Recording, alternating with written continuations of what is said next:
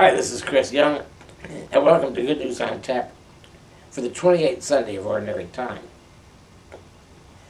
I always thought it was strange the way phrases from foreign languages tend to work their way into our everyday English usage. Phrases like Gesundheit, or gracias, or merci, or exclamations such as c'est la vie, or que sera, sera. They make their way into our ordinary language usage, despite the fact that they're foreign languages. Probably the most common of these are the four letters RSVP, requesting some sort of response to an invitation. In case you didn't know, RSVP is an abbreviation for the French phrase Répondez s'il vous plaît, which is translated as please respond. Now these days, most people tend to assume RSVP only means let me know if you are coming. But according to Emily Post and other standards of high society etiquette, when you receive an invitation with RSVP, it would be incredibly rude not to respond, even if only to say regretfully you cannot attend. I always wondered, what about the people who don't understand what RSVP stands for, or don't speak French? I guess if you're too stupid or too lowbrow to understand what RSVP means, then they don't want you to go to that party to begin with. The parable that Jesus gives us in today's gospel doesn't refer to a written invitation with an obscure RSVP. The king in the parable sends out his personal servants to directly invite the guests. The guests respond by either refusing the invitation altogether, or in some cases, literally killing the messengers. So the king sends more servants out into the street to invite other people to fill his banquet hall for the wedding of his son. The next part of the story seems a little strange, because after inviting the people off the street, he angrily throws out one who wasn't dressed properly. Now we have to presume that they didn't just drag them into the banquet hall immediately. Presumably this second wave of invitees were given an opportunity to dress appropriately, and this one didn't, thus showing his disrespect to the king.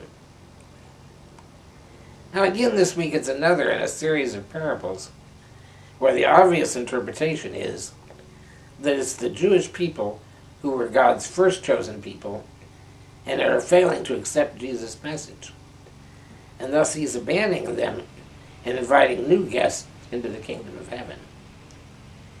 It's easy to see ourselves as Christians being among this second wave of invited guests, and in some ways to look down upon the chosen people who did not recognize Jesus as the Messiah. If we were hearing this parable 2,000 years ago, that might be an appropriate interpretation. But this isn't 2,000 years ago.